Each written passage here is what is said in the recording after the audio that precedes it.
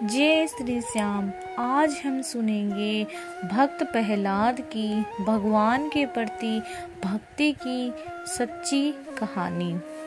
प्राचीन समय में कश्यप नामक एक राजा थे।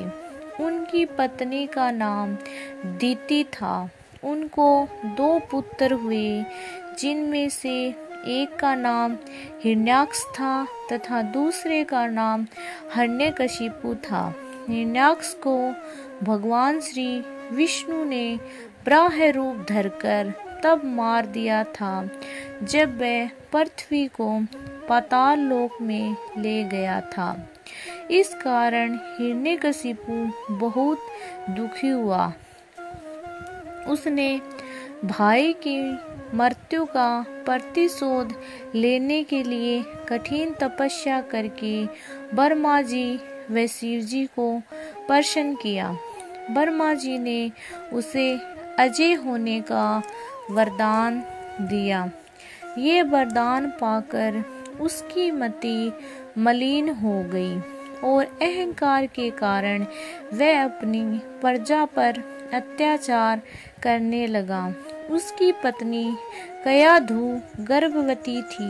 उसने एक पुत्र को जन्म दिया, जिसका नाम प्रहलाद रखा गया। धीरे धीरे वह बड़ा होने लगा। हालांकि उसने एक राक्षस कुल में जन्म लिया था, किंतु उसमें राक्षसों जैसे कोई भी दुर्गुण नहीं थे। वह भगवान विष्णु का परम भक्त था तथा अपने पिता के अत्याचारों का विरोध करता था। भगवान भक्ति से प्रहलाद का मन हटाने और उसमें अपने जैसे दुर्गुण भरने के लिए हिरण्यकशिपु ने बहुत सी चालें चली। उसने नीति अनीति सभी का प्रयोग किया, किंतु प्रहलाद को अपने मार्ग से नहीं डिगा पाया। अंत में उसने प्रहलाद की हत्या करने के बहुत षड्यंत्र रचे, मगर वह उन सब में असफल रहा। भगवान श्री हरि की कृपा से प्रहलाद का बाल भी बांका नहीं हुआ।